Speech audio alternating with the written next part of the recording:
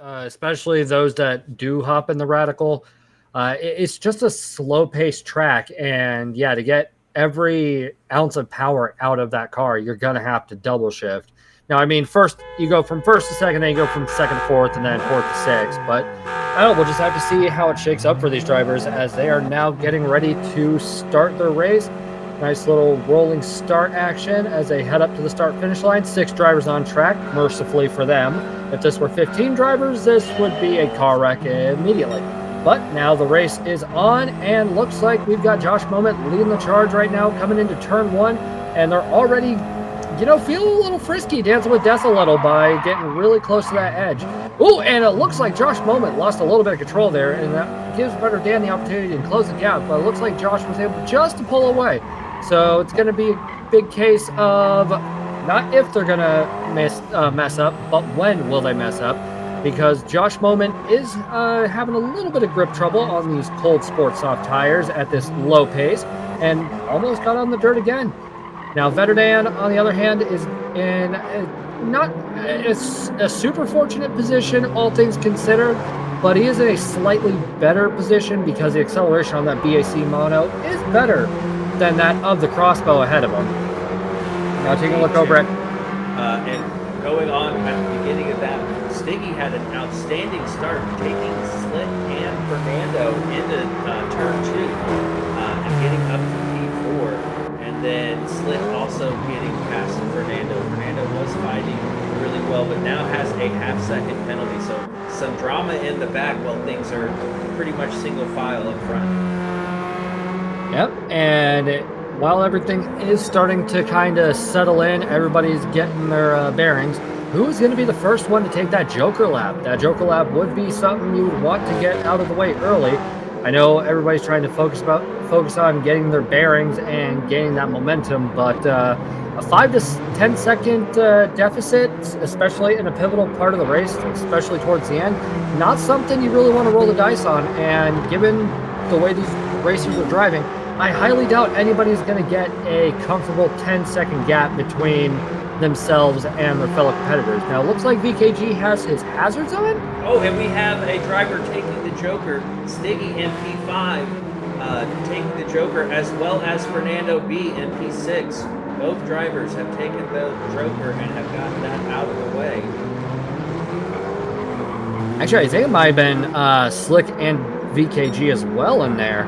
So that means, well, 2/3 of the field at half to 2/3. We'll give a little wiggle room in there. Have taken their Joker lap on lap 3, so that's definitely going to be one less hassle to worry about for these drivers. And where's Fernando going? He is on track. Let's see here on this replay as he comes down the hill. Oh, he touches the grass before the turn in, then cuts the corner, tries to correct it. Nope, there. Oh, and in the dirt he goes. Does that count as a Joker lap? It does not. Oh. So it looks like Slick is about 4.5 seconds behind Better Dan, and then the rest of those drivers who have taken the Joker lap are about 2 seconds behind each other. So Josh going purple up there has Better Dan really close behind him. Yeah, Vetterdan is definitely going to be hungry for an overtake to take the race lead, but I think he needs to bear in mind that this is only lap 4 of 24, so we're not even a sixth of the way through the race yet, and actually, no, we are a sixth of the way through the race. We're not a quarter of the way through the race, so he needs to really focus up and try and, play the long game here. Getting that overtake would be nice, and getting around Josh would probably feel good for a couple moments. But the problem is, the moment Josh Moment falls into second, he can just worry about getting a pit stop out of the way should he need it, and then just kind of bounce back past Better Dan when Better Dan's in the pits, because at 2 liters a second refuel rate, mind you, you're going to be sitting there in the pits forever. That is a very long pit stop, and really, if you factor in the cars, the Joker lap as well as the refuel rate adding to the pit timer, everything in this race is pretty much telling you this is not going to be fast, and it is going to artificially feel a whole lot longer than it actually is. So these drivers might be thinking they're on lap, I don't know, 7 or 8 by now, and later on, you know, that concept of time, just due to how slow everything is moving, is going to really, I don't know, give them a little more fatigue in a sense, not so physically, but more mentally. I don't know. It's a psychology game at this point. Yeah, I get what you're saying there. Now, one thing to keep in mind, it is a very slow refuel rate, but they won't have to fill all the way up. And it is possible, if it's fuel mapping and shifting magic and just magic in general, to do a no-stop. You can make some of these cars last. So, you know, to pit, they shouldn't, when they do pit, they shouldn't have to fill up all the way. So that's definitely beneficial as far as not losing too much time. But it's still going to be slow, like you were saying. Now, as we take a look on board with Vetterdan, love the track day cars, by the way. Great to race in first person, especially if you don't have a VR headset like myself.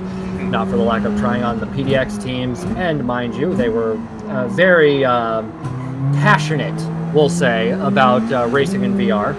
But the cockpit view on these track day cars, absolutely immaculate. You can actually see everything, and it makes racing in first person, you know, worth it without a VR headset. Yeah. Now, taking a look at Josh Moment, this has proven my point even further. Look at all that clear sight line. You're not sunk into the car. You can actually see what's ahead of you. It's just good racing. Now, Josh Moment did get squirrely there, so he needs to maybe ease up, or honestly, I don't know what could have went wrong there. Maybe it was just a little exuberance, or it could have been the tires. I mean, they're starting to show a little bit of wear. And these drivers are favoring clipping the dirt. Now, you won't get dirty tires from that because it's not all 4 tires. But factoring in just the amount of dirt spray and everything and the inherent dusty nature of this track, we're only 8 laps in. We're a third of the way through. But I think we're going to be seeing some more carnage here in the next, I don't know, give it 6 or 7 laps. We might be seeing more drivers off, especially as these tires start wearing down and the car starts getting lighter. We're at lap 8, and Josh Moment's already at almost half a tank. So, that's going to shake up the pit strategy quite a bit, isn't it, TKs? Yeah, indeed. And I think, you know, they can, if you're going all out in that car, you're looking at maybe 18 laps on a full tank. And the tire wear actually isn't too bad, but you do start to notice that as we see Vetterdan late on the brakes, coming in close to Josh Moment there, not quite able to pull it off. Josh getting a better exit. But you do start to notice that on these slow hairpins, you really do need that front end grip. And like you were saying, they are dipping their toes in the dirt, and that can unsettle the car because there is a big lip from the concrete to the dirt. And so, especially through that final section, that's where you see them getting squirrely because they are cutting those corners ever so slightly. But Vetterdan doing an excellent job staying on the back of Josh Moment. Josh Moment has performed very well in this Joker series so far, and it's good to see him getting challenged like this. I wonder if Vetterdan is just going to wait and do the Joker when Josh is going to do it, or does Vetterdan, you think, have a strategy in mind? Honestly, it's hard telling because racing strategies can change on a dime. You could be thinking about going one way, then, you know, 1, 2, maybe 3 bad laps, or somebody's performing a little bit better than you do, and so it kind of throws a wrench in everything. So honestly, I'm not going to try and predict a racing strategy because, as NRL has shown us, I can be wrong many times, and I don't think I've successfully called a strategy. I'd have to go back through the broadcasts for all 6 seasons. But yeah, that's just taught me to not really predict or bank on somebody doing a specific strat, and instead just letting it play out and kind of have that element of surprise in a sense. Now, Josh Moment is is it me, or does it look like he's slowly losing? Oh, never mind. Never mind. Vetter Dan went off and is spinning, and oh my God, he saved it. I think we should get a replay of that. All right, TK's walk us through this. Yeah, so we got Vetter Dan. He's already lost time to Josh a little bit. Josh cutting in tight, getting a not as good exit. Vetter Dan just too much on the power. That mono is very tricky under acceleration, especially in the lower gears. And thankfully, he kept it going in the right direction. Did lose quite a bit of time, and now has to think about Slick behind him. Yeah, and Slick is seeing that as a golden opportunity, and Vetter Dan's probably kicking himself a little bit just due to the fact that he lost so much ground over that little incident there. And Josh now looks taking the Joker lap, which has allowed Vetter Dan to catch back up, evening the playing field. Slick also taking his Joker lap. So that makes me think VKG has not taken his Joker lap yet.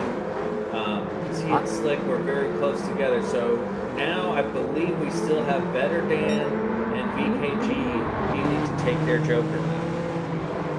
No, I am very much inclined to agree with you on that one. And yeah, Vetter Dan now is back into the slipstream range of Josh Moment. We're just ending the first half of this race. But yeah, Josh in the pits. Josh is in the pits. All right, so Josh goes into the pits, and now we got Vetter Dan jumping up into P1. Is this a good opportunity for Vetter Dan to go get his Joker lap out of the way? Because it looks like Slick is also going in there. Vetter Dan is definitely sitting better in the fuel department than VKG is. That's probably just one of the benefits to the mono. So the tires are looking good, the fuel's looking good, but he does have VKG about 3 seconds behind him, but VKG did get a teensy bit squirrely coming out of that little hairpin. So I don't know how much time VKG can close between himself and Vetter Dan. Now VKG, mind you, is a very talented racer. You can find him on YouTube over at Viking King Gaming. And I'm just curious to see how this is going to shake up, because Vetter Dan is now the only person who, VKG hasn't yet. A lot of people are taking Joker laps. There's a lot going on here, folks. Yeah, it's just VKG and Vetter Dan still needing to take their Joker. P3 through 6 all have taken their Joker and have all pitted. So Vetter Dan and VKG need to do their Joker and they need to pit. So that 12-second gap that VKG has on Stiggy is going to go away. Honestly, you were talking about a stop earlier. The white Vetter Dan's. I see in the chat VKG did take his Joker on lap 3. Okay. So we missed that one. So wow. Good on VKG. All right. So then that means Vetter Dan is the only person who has yet to take his Joker lap. But Vetter Dan also is actually sitting in a more favorable position, if I'm honest.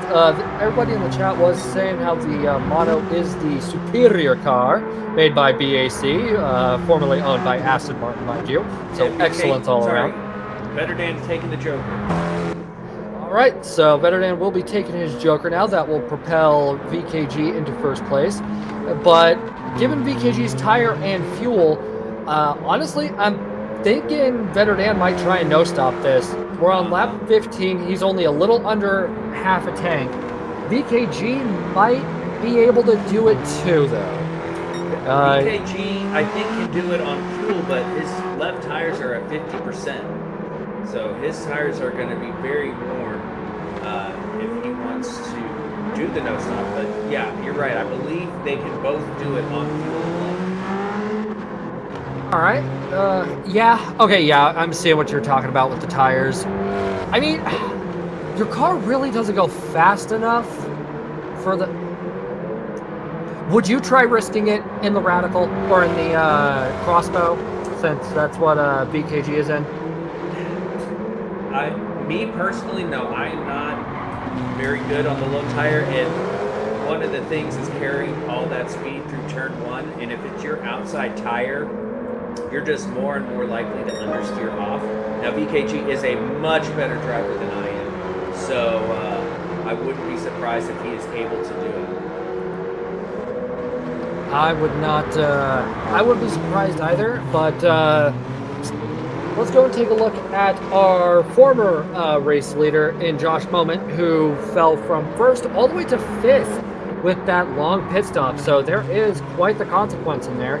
But he's not letting us slow him down whatsoever, because Josh currently does have the fastest lap at a 53.583 and just went purple yet again.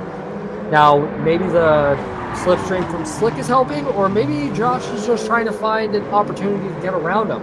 But Josh is definitely trying to put these last 8 laps to good use, trying to climb up the rankings and get into first place yet again. Maybe have a nice little 3-way bout between himself, Vetterdan, and VKG. But he does have to focus on getting past Slick and Stiggy. Now, Slick is probably having the time of his life in that PSVR2 headset driving this car, which, T-Case, you have one of those, don't you? I do. I have one now, and I'm really enjoying it. I still am not good at racing in it, but as far as just doing laps, it's quite a lot of fun. And what you were talking about with Josh, he's putting in 53s consistently, whereas VKG and Vetterdan are putting in 55s. So Josh really on a much quicker pace. I wouldn't be surprised if he's able to catch them as we come into the final, 4 laps of this race? 6 laps. 6 laps. But, Matt, yeah. Come on, man. Yeah. So, yeah, we do have 6 laps left of this race, and a good wherewithal to point out the 2-second time difference between Josh and the 2 front runners at the moment. My question is, though, if they're running 54s and 55s, what is their fuel map set to? Because they're looking fantastic on fuel, and the pace just isn't there. Now, look at Slick and Josh Moment getting past Stiggy. Stiggy just fell from 3rd to 5th in one fell swoop. His tires aren't looking great, and the fuel tank is looking a little sparse, but it's looking like the front runners are on the fuel map strategy. Didn't really see any short shifting. Now, Slick is falling behind to Josh Moment, who has climbed up to the last podium step. Now, Josh has the rest of these 5 and a third laps to try and catch up to VKG and Vetterdan. Now, if Josh does catch up, will we see Vetterdan and or VKG ditch the fuel map strat and just fight like crazy to hold off Josh Moment, because he is just absolutely blazing through the field right now. Let's go and take a look at the replay here. So it looks like we've got Josh Moment behind Slick and Stiggy. So coming into the wider turn, and there goes Stiggy falling on behind. Looks like just ran a little wide. And looks like Josh Moment was able to kick up a little bit of dust and get side by side with Slick. Yeah, when they were going through that, it was very impressive. They went through 3 of those hairpins side by side, Josh and Slick. Very clean, respectful driving. Something must have happened. Vetterdan fell off. He was only 2.5 seconds behind VKG. Now he's almost 9.5 seconds behind, which definitely is looking good for Josh. Josh is 8.2 seconds behind Vetterdan, and moving quite nicely. I'm imagining now at this point, both VKG and Vetterdan are committed to the no stop, but oh man, VKG's tires do not look good. No, VKG's tires are looking, well, there's no way of sugarcoating it. They are looking horrible at the moment. He's got 3 laps left to try and run those tires, and honestly, I think he can do it. I think he can do it, because he wouldn't be doing this if he hadn't practiced it. So, I mean, if he's committed to the no stop, if he's committed to tires like this, yeah, he's gonna run the no stop, and he'll probably burn up the remainder of his tires on the final lap. Now, Vetterdan, on the other hand, has quite a bit of work ahead of him. Looks like actually looking a little bit worse in the fuel department than VKG was, unless I'm seeing things there, TKs. Yeah, just a little bit, but that's plenty of fuel to get to the end. I am concerned with Stiggy, who is flashing red. He is also committed to the no stop, and he short shifted that noise at the start. He's short shifted and just doing whatever he can to get this to the end, but it's going to be tough. It is definitely going to be tough. Now, I am curious what's going on with Fernando Button in the back, because I don't think we saw Fernando go into the pits either. No, no. He did. He did. All right, so... He pitted with the first group that pitted. Okie dokie. Thank you, TKs, for refreshing my memory on that one. So, looks like Fernando's trying to catch up to the rest of the field at the moment. And speaking of moments, dear old Joshy boy is closing in on Vetterdan. Got a 6-second deficit, and now it's going to be a question of, will Josh catch up to Vetterdan before the final lap, or will they be duking it out throughout the final lap? The gap is slowly decreasing between the two, as Josh isn't using a fuel map, but the two front runners are to try and make this no-stop strategy work. And it's also going to be raising the question of which was the better strategy, the no-stop or just doing the one-stopper, doing a, well, you can't really call it a splash and dash because you were in the pits for arguably way longer than a splash. So, and it looks like Fernando has overtaken Stiggy, who is really in poor shape in the fuel department. So taking a look at the replay here, looks like Fernando was behind coming through turn 4 and just had a little bit more speed. I'm not sure if Stiggy is out of fuel or if Stiggy is just playing it a little more conservatively at this point.